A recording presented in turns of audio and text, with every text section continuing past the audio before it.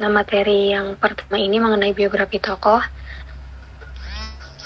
Pada tanggal 20 April 1915 menjadi hari kelahiran seorang anak yang diberi nama Walt dengan kota kelahirannya yaitu Johannesburg, Afrika Selatan. Orang tua Walt merupakan seorang Yahudi. Walt tumbuh dan berkembang di negara asalnya yakni Afrika Selatan dan mengenyam pendidikan di Parkton Boys High School. Setelah lulus di Parkton Boys High School, Walt melanjutkan pendidikannya di University of the Witwatersrand dengan mengambil program studi bedah.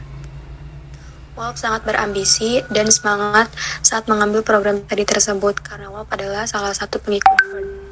Walt lulus dengan mendapatkan gelar MD dan setelah lulus dia mulai bekerja sebagai dokter hewan. Beberapa tahun kemudian, yakni pada tahun 1956, Walt mendapatkan anugerah sebagai Ford Fellowship dan butuh waktu 1 tahun untuk menjalankan tanggung jawabnya. Lebih tepatnya di Universitas Stanford di Pusat Ilmu Perilaku. Setelah menjalankan tugasnya, Walt kembali lagi ke tanah kelahirannya Afrika Selatan pada tahun 1960. Walt memutuskan untuk menetap di Amerika Serikat.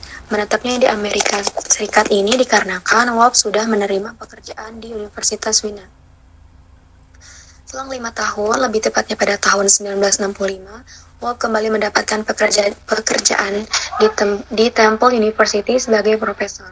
Walt juga memiliki pengalaman yang sangat berkesan dalam hidupnya, yaitu ketika ia mendaftarkan diri sebagai tentara Afrika Selatan sebagai petugas medis. Nah, ketika ada seseorang tentara yang mengalami perang neurosis atau dengan kata lainnya, yaitu gangguan stres pasca trauma, Walt dipercayai untuk merawat tentara itu.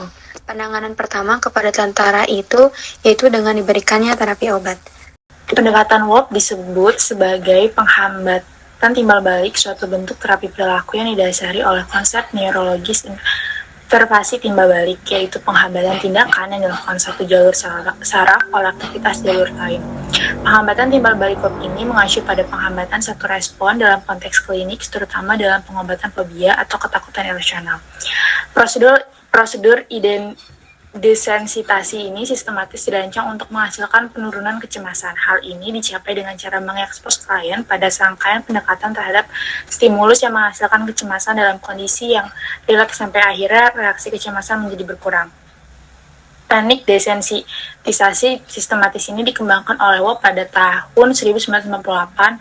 Menurut Walt, sebuah cara yang efektif untuk menangani situasi kecemasan dan fobia yang dirasakan individu adalah dengan teknik desensitisasi sistematis, karena dapat memberikan respon yang berlawanan agar individu tidak berfokus terhadap pikiran atau perasaan negatif yang mampu menghambat individu dalam melakukan suatu tindakan tertentu yang pada akhirnya akan sangat berpengaruh dan menghambat perkembangan dalam dirinya.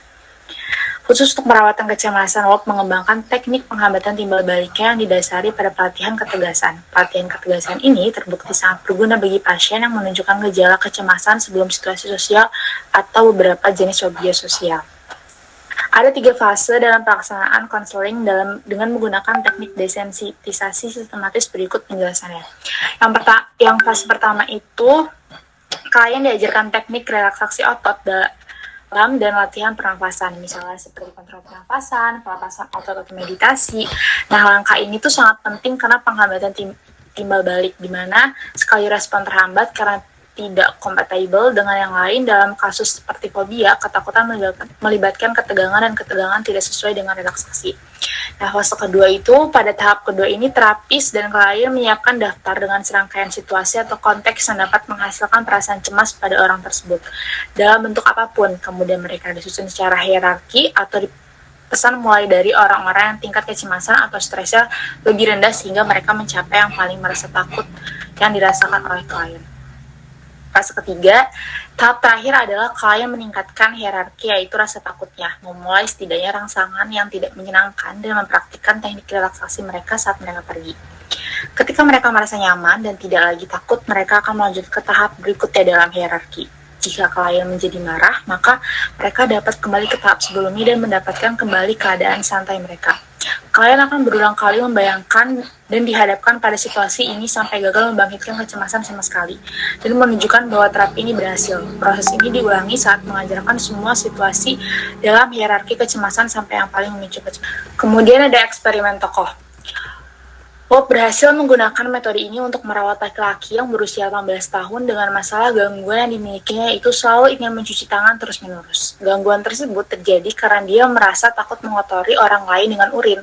Setelah buang air kecil, Onseli merasa harus menghabiskan waktu 45 menit untuk membersihkan alat kelaminnya, kemudian 2 jam mencuci tangan, dan 4 jam mandi.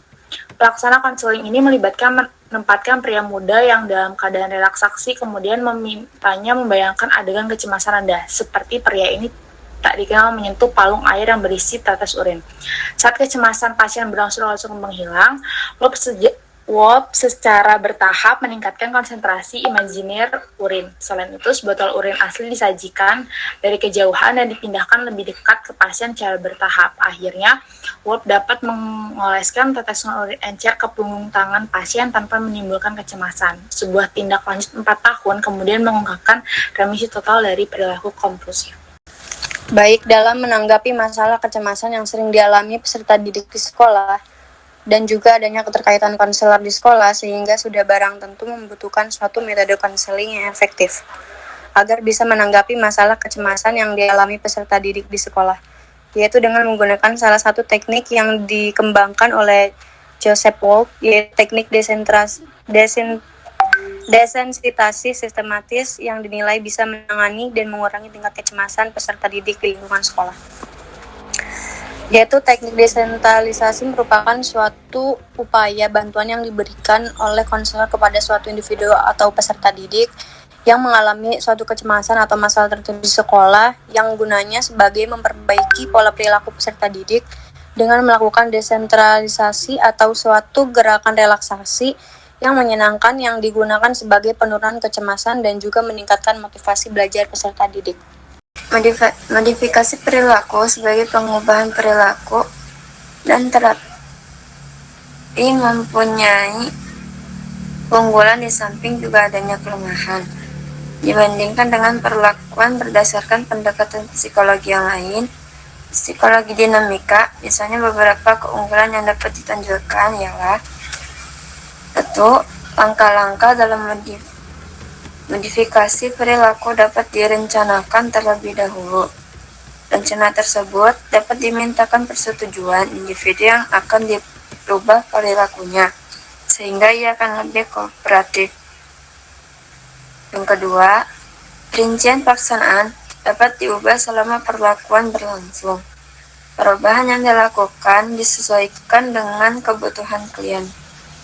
Yang ketiga, bila dari hasil monitoring ternyata suatu teknik gagal atau kurang berhasil untuk menimbulkan perubahan, segera dapat dideteksi dan diusahakan untuk digunakan teknik penggantinya. Yang keempat, teknik-teknik yang dipakai dalam modifikasi perilaku dapat diterangkan dan diatur secara rasional. Dengan demikian, hasil perlakuan dapat diramalkan dan dievaluasi secara objektif. Yang kelima, waktu yang dibutuhkan untuk melaksanakan perubahan lebih singkat daripada menggantungkan perubahan yang terjadi secara insight and di paralel subjek. Adapun kelemahannya yaitu yang pertama, percobaan awal yang dilakukan dalam modifikasi perilaku menggunakan media binatang, sementara perilaku binatang tidak sekompleks perilaku manusia, sehingga bila diterapkan pada manusia memerlukan penanganan secara lebih teliti. Yang kedua, tidak semua perilaku manusia dapat diamati secara langsung, sehingga modifikasi perilaku mengalami kesulitan untuk mengubah perilaku-perilaku yang pengamatannya tidak langsung. Bahkan, banyak perilaku yang melalui media penghayatan terhadap perilaku itu sendiri. Yang ketiga, perilaku manusia itu kompleks, sehingga untuk melakukan analisis perilaku yang tepat memerlukan latihan dan kecermatan dari terapis. Yang keempat, tidak semua teknik dalam modifikasi perilaku dapat diterapkan pada setiap perilaku yang akan diubah, sehingga masing-masing teknik memiliki kelemahan.